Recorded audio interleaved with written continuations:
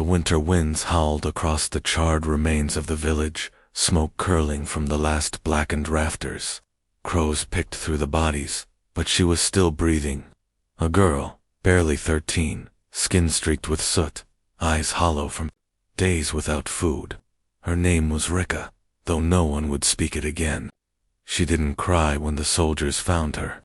There were no tears left. She didn't resist when they dragged her to the cart. Among the looted relics, she was another item of interest. The commander paused. His gaze locked on her through the grime and blood.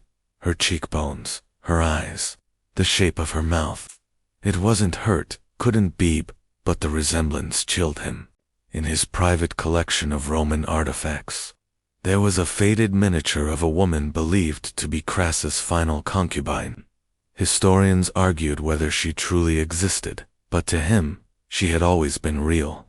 He saw that same cursed face now, alive again in this ash-covered girl. He whispered Livia. The name clung to her like chains. From that moment, Rika ceased to exist. The cart rolled on, and with each turn of the wheel, she was remade into someone else. The guards didn't ask who she was. They were ordered to clean her, feed her just enough to keep her upright, and not speak unless spoken to. A monk traveling with them claimed it was an omen. The face of Livia appearing in the year of plague. A sign, maybe punishment, maybe prophecy. She was brought to a fortified valley where the commander had built his sanctuary. Half castle, half shrine. Its walls bore Roman inscriptions, carved by masons who couldn't read them. He told his soldiers he was reviving order, purity, power. Crassus had died, betrayed, and humiliated. Rome had lost its soul. But through her, he would restore what was stolen. The monks smeared ash across her forehead and burned her old clothes. They gave her a white robe and gold-threaded sandals. A woman bathed her in ice-cold water, scrubbing until her skin peeled. She was silent, but inside, her name throbbed like a wound. She was led into a chamber, lined with brass mirrors, and shown her own face, framed by oiled hair and painted cheeks. He stood behind her and murmured of destiny, of eternal Rome, of a concubine who would never die. Her silence was interpreted as sacred obedience. They believed she understood her role. In truth, she was trapped between confusion and hunger, unable to speak the language around her. She mimicked what they expected. They called it grace, time blurred. Days were rituals, morning prayers before a golden bust, recitations of Roman. Tales she couldn't follow, standing still for hours as artists attempted to sketch her likeness. She was forced to wear a bronze circlet that pressed into her skull. When she faltered, she was denied food. When she obeyed, she was rewarded with a single fig, or a night without freezing water poured down her back. Everything was conditional. Kindness, pain, survival all given and taken like coins. She tried to tell one servant her name, once, just once. The girl slapped her and warned her never to say such things again. The commander had renamed her, and names were truth.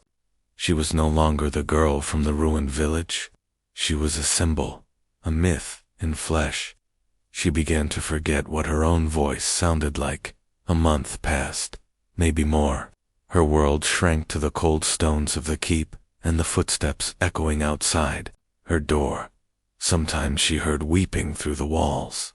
Others like her, perhaps, but no one ever spoke.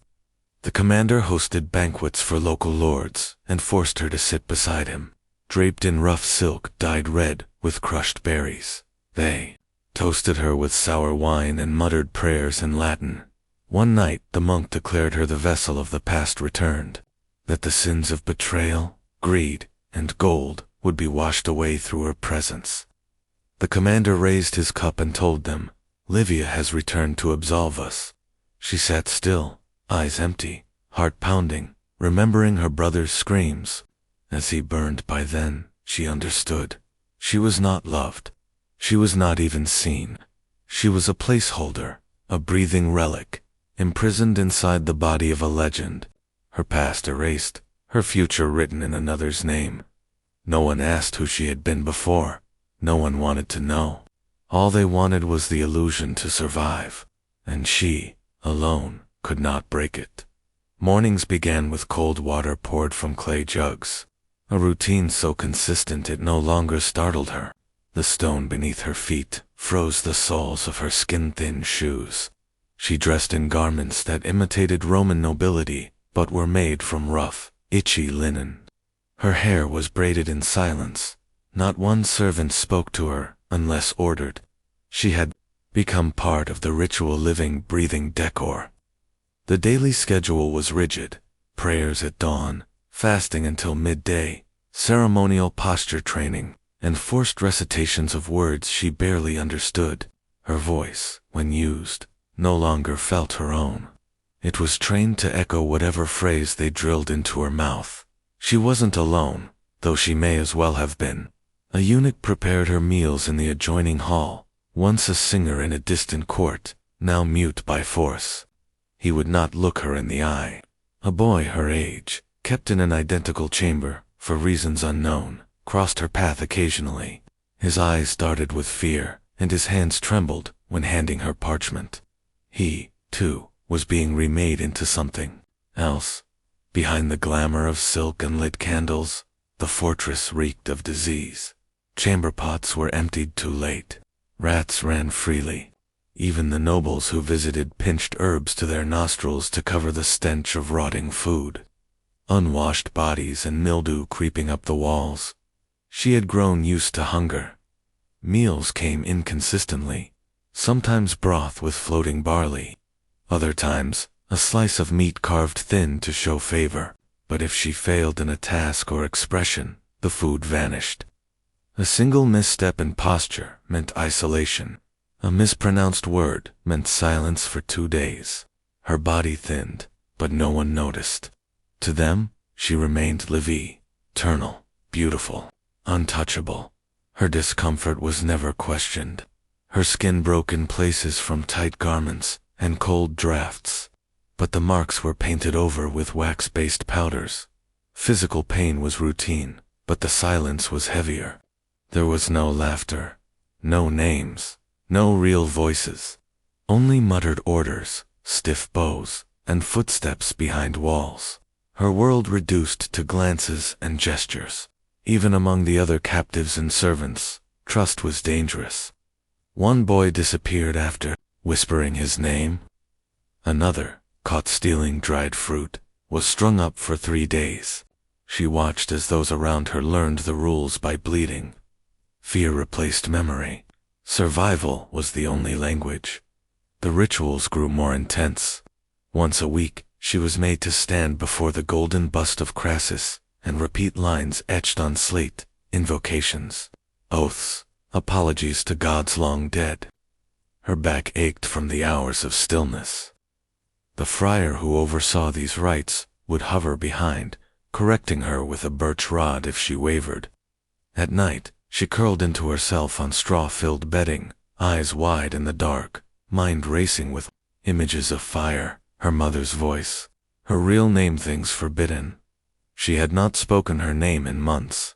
One day, a new servant arrived, limping and pale, his skin dotted with lesions. No one explained where he came from. Within a week, others fell ill. A cough spread first, then fever. The commander declared it divine cleansing and sealed the upper quarters. Those below continued serving through sickness, no reprieve. Even then, she was forced into her place beside the commander during meals, made to appear perfect, while bodies were removed at dawn. The stench of death began to mix with the scented oils they rubbed on her wrists. Her sense of self had thinned. When she caught her reflection in polished bronze, she saw someone else, a mask. The person inside barely flickered. At times, she tried to mouth her real name silently, only to forget the shape of it halfway through. She had been consumed by the role. Even her memories felt rehearsed, like stories once heard from another girl, long dead. Her voice had been reduced to a function used to recite, respond, obey. Her silence now was not choice but muscle memory. The walls whispered, She could hear moaning at night, someone crying softly into straw. There were others, she knew it, but no one dared reach out. One wrong word, and they would vanish. Just like the boy who had handed her the parchment. He had not returned. His quarters remained untouched. His sandals still lay by the door, stiff with dried mud. Even breath felt monitored. There were no seasons inside the keep, only candlelight and routine. The only warmth came from ritual fires, lit by the friar during Mass offerings. One day, he dropped a golden bowl during the rite, and she watched him punished by the commander with silent fury struck across the face with the same hand that once baptized her into this identity. She sat through it all, unmoving, trained, dying slowly in increments. No name, no voice, no way out. The first sign of change came with the silence. The friar who once chanted over her disappeared without explanation. No prayers echoed through the halls for 3 days. When he returned, he was thinner, coughing, with sunken eyes that no longer met hers. The sickness had reached the inner chambers.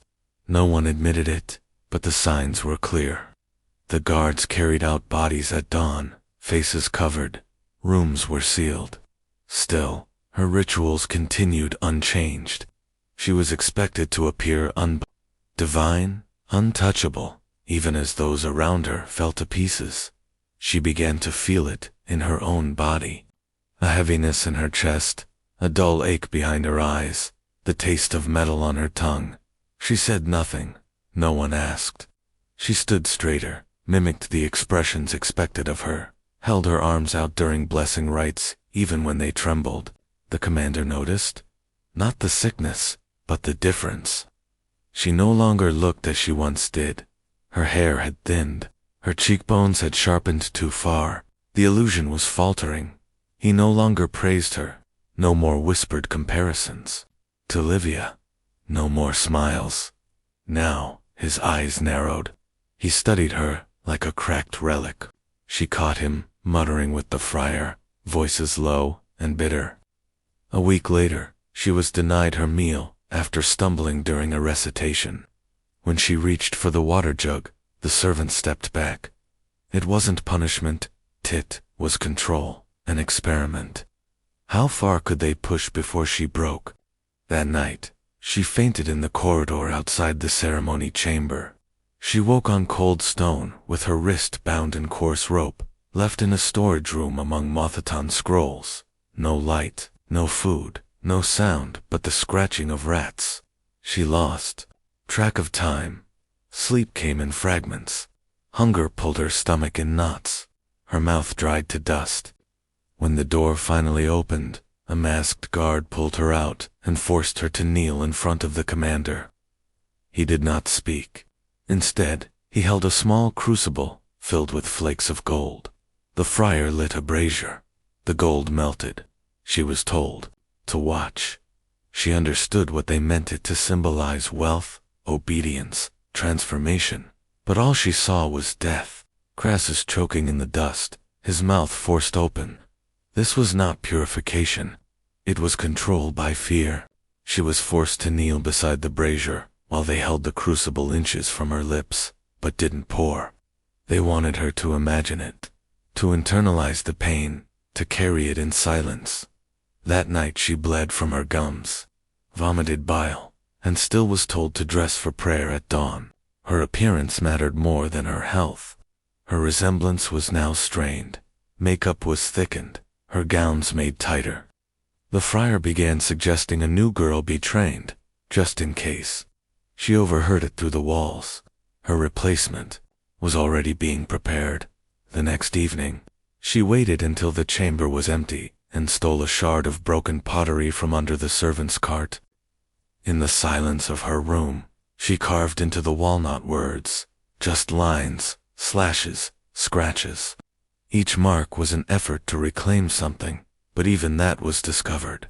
The commander ordered her hands bound for 3 days. When she was finally unbound, her fingers were swollen and stiff.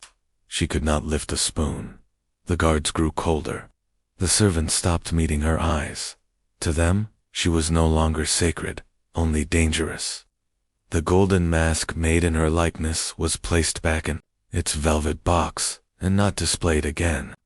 She watched as the illusion collapsed piece by piece, but she also saw something else: fear. The sickness had made them desperate. Every rule they enforced was just an attempt to stop the inevitable. She began whispering her name again, softly, into the walls, under her breath, during rites. She knew it would cost her, but it was all she had. One night, a guard caught her mouthing the forbidden syllables and reported her.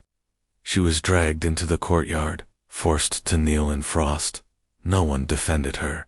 Not the friar, not the commander, not the servants she once fed scraps to. Alone. In the cold, she felt the final tear between who she had been and who they wanted her to remain. The next morning, she was not summoned for ritual. Her room was left unguarded, a bad sign. She waited, unmoving, the shard still hidden under her mattress by now. She had nothing left to lose. If they brought gold again, she would bite down until it cut her tongue. If they ordered silence, she would scream. They had broken her form, but not her mind. Her name still echoed in her thoughts. Not Livia, not relic, not ghost, just the girl, pulled from ash, who still remembered her mother's voice and her brother's laughter before the fire. That they had not erased. Not yet. The final days were quiet. Too quiet. The sounds that once filled the keep marching boots, whispered chants, clinking goblets vanished. Doors were left ajar, tapestries torn down for warmth or burned for light. The sickness no longer whispered, it shouted. Everyone who could flee had done so. Those who stayed did so because they had nowhere else to go, or no strength left to run. She stayed because she was forgotten. No one came for her. No food, no commands. Her once guarded door hung open, creaking in the wind. She stepped outside. Her room for the first time without escort. Hallways were empty. Fires had gone cold. The brass mirrors that once framed her reflection now lay shattered, their edges dulled with dust. The corridors smelled of rot and mold. Paintings blistered. In the damp, statues were draped with linens like corpses. The golden bust of Crassus still sat on its pedestal, untouched, glaring into emptiness, its mouth frozen mid-command, mid-judgment. She passed it without flinching. No one stopped her. There was no longer any theater to maintain. The keep had devoured itself.